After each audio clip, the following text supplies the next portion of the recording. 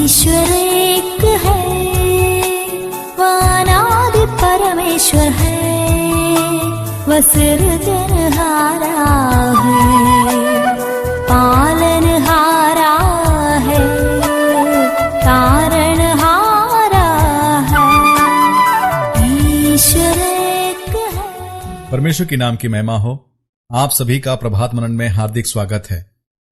प्यारो, आज हम भजन संहिता 102 को मनन करेंगे, साम्स 102। प्यारो, इस भजन का मुख्य विषय है एक दीन जन की प्रार्थना, अथवा एक ऐसा पुरुष जो दुख से भरा हुआ है और वो अपना दुख और अपनी वेदना को परमेश्वर के पास में उंडेलता है। ये एक मसीहाई भजन है और इसका पद 25 से लेकर के 27 का उल्लेख हम इब्रानियों की पत्री उसका पहला अध्याय उसके 10 से लेकर के 13 पदों में पढ़ते हैं। मैं इसके कुछ पदों को आपके लिए पढ़ देता हूं। भजन उसका 102 और उसका 1 से लेकर 5 पद तक। हे यहोवा, मेरी प्रार्थना, मेरी दुहाई तुझ तक पहुंचे। मेरे संकट के दिन अपना मुख मुझसे ना छिपा ले। अपना कान मेरी ओर लगा। जिस समय मैं पुकारूं उसी समय फुर्ती से मेरी सुन ले। क्योंकि मेरे दिन धुएं के समान उड़ जाते हैं और मेरी हड्डियां लुकटी के समान जल गई हैं। मेरा मन झुलसी हुई घास के समान सूख गया है और मैं अपनी रोटी खाना भूल जाता हूं। करहाते करहाते मेरा चमड़ा हड्डियों में सट गया है। परमेश्वर इस पढ़ जाने वचन पर अपनी आशीष को उंडेले। प्यारो, इन पदों में भजनकार एक ऐसे दुखी पुरुष को प्रस्तुत करता है जो काफी दुख और पीड़ा से गुजर रहा है, जिसका अंदाजा हम अभी अभी पढ़े हुए इन पदों में भी देख सकते हैं। वो एक लाचार, अकेला, ठीक से सो भी नहीं पा रहा है। पूरी तरह से उसका मन टूटा और बिखरा हुआ है और वह मौत के कगार पर खड़ा है। वास्तव में इस भजन 102 में भजनकार मसीह के दुखों का वर्णन कर रहा है। जब हमारा प्रभु उस गतसमनी के बगीचे में दुख और वेदना से भरकर पिता से प्रार्थना करता है और उस दौरान जब उसका पसीना खून की बूंदों के समान टपक रहा था। प्यारो, दुख और तकलीफ ये हमारे जीवन का एक हिस्सा है। इनसे आज तक कोई बच नहीं पाया है। चाहे इंसान कितना भी सुखी और समृद्ध हो, उसके जीवन में कभी ना कभी एक ऐसा पल आता है जब वो अपने आप को अकेला, लाचार और दुख के सागर में डूबा हुआ पाता है। कुछ इसी तरह का अनुभव जो भजनकार इस भजन में करता है। प्यारो, जब आप इस रिकॉर्डिंग को सुन रहे हैं तो हो सकता है कि आप भी अपने जीवन के उन पलों को स्मरण कर रहे होंगे जब कुछ इसी तरह के अनुभव से शायद आप भी गुजरे होंगे। प्यारो, परमेश्वर ने हमें दुख भोगने के लिए नहीं सृजा था। ये तो हमारे आदि माता पिता आदम और हव्वा के चुनाव का नतीजा है, वरना परमेश्वर ने तो उन्हें स्वर्ग में जीवन का सा अनुभव को दिया था। परंतु उन्होंने शैतान के बहकावे में आकर नरकीय जीवन के अनुभव को चुना और तब से संपूर्ण मानव जाति उस श्राप और दंड से अछूती नहीं रही है। लेकिन जब बात आती है प्रभु यीशु मसीह के विषय में, वो तो निष्पाप था, फिर उसके जीवन में ऐसा दुख और वेदना का पल क्यों आया? प्यारो, यदि मैं एक लाइन में उत्तर दूं तो ऐसा होगा, वो सारे दुख और पीड़ा हमारे थे, परंतु उसने हमारे दुखों को अपने ऊपर उठा लिया।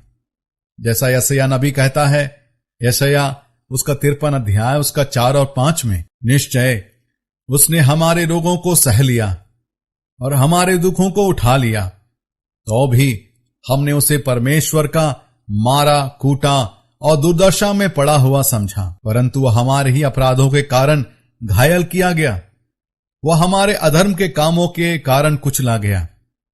हमारी ही शांति के लिए उस पर ताड़ना पड़ी कि उसके कोड़े खाने से हम लोग चंगे हो जाएं।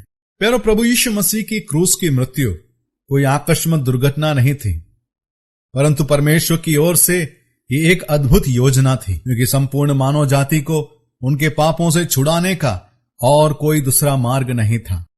गतसमनी के बगीचे में प्रभु यीशु मसीह को हम प्रार्थना करते हुए पढ़ते हैं।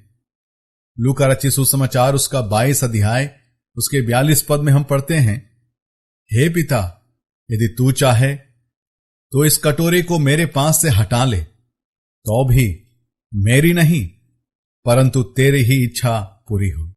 प्यारो, प्रभु यीशु मसीह ने अपने आप को एक होम बलि पशु की नाई पिता के हाथों में अपने आप को सौंप दिया।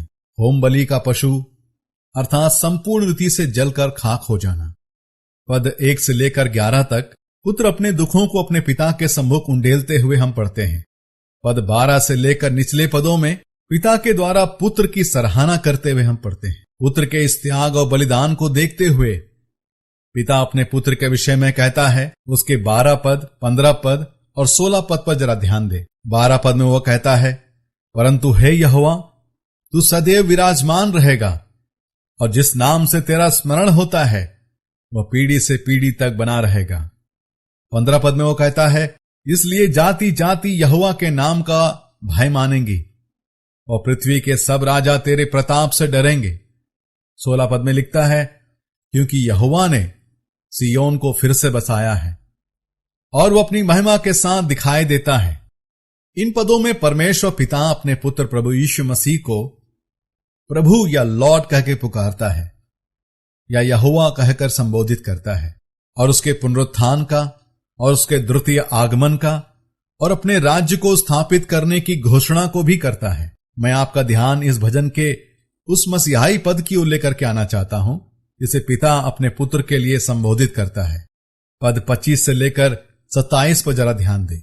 आदि में तूने पृथ्वी की नींव डाली और आकाश तेरे हाथों का बनाया हुआ है। वो तो नष्ट होगा परंतु तू बना रहेगा और वो सब कपड़े के समान पुराना हो जाएगा। तू उसको वस्त्र के समान बदलेगा और वह बदल जाएगा, परंतु तू वही है और तेरे वर्षों का अंत नहीं होने का। प्यारो, इन्हीं पदों को इब्रानियों का लेखक इब्रानियों की पत्री उसके पहले अध्याय उसके 10 से लेकर के 12 पद में उल्लेख करता है। 12 पद और उसके अंतिम लाइन पर जरा ध्यान दे, पर तू वही है और तेरे वर्षों का अंत ना होगा। प्यारो, ये बातें मसीह के उस अनंतकालीन राज्य के विषय में कहा गया है जो वह हमारे लिए तैयार कर रहा है। इसी राज्य की आशा प्रत्येक परमेश्वर के जन के हृदय में बसा हुआ है। The glorious home of every child of God. और यही तो मसीह का लक्ष्य भी तो था जिसकी चर्चा इब्रानियों का लेखक करता है। इब्रानियों की पत्री उसका 12 अध्याय और उसके 2 पद में हम पढ़ते हैं कि और विश्वास के कर्ता और सिद्ध करने वाले यीशु की ओर ताकते रहे, जिसने उस आनंद के लिए जो उसके आगे धरा था लज्जा की कुछ चिंता ना करके क्रूस का दुख सहा और परमेश्वर के दाहिनी ओर जा बैठा। आनंद के लिए जो उसके आगे धरा था, लज्जा की कुछ चिंता ना करके क्रूस का दुख सहा।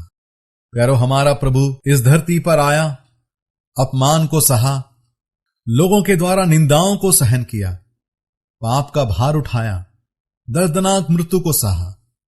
ये सारे दर्द और लज्जा उसने बड़े आनंद के साथ सह लिया ताकि एक दिन हम सभी उसके संग जिए। हां मेरे प्यारो, हमें उस अनंतकालीन राज्य, उस अद्भुत राज्य में पहुंचाने हेतु उसने सब कुछ सह लिया।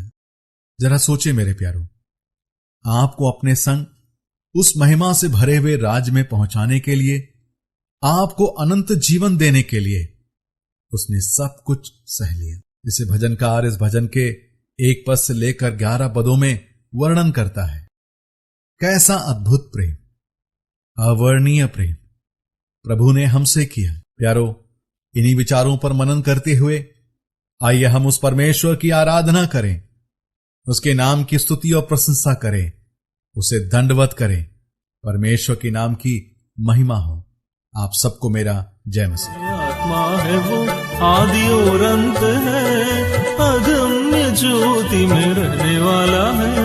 सत्य है वो, मार्ग जीवन भी है, पुनरुत्थान है। ईश्वर एक है, अनादि परमेश्वर है, वो सृजनहारा है, पालनहारा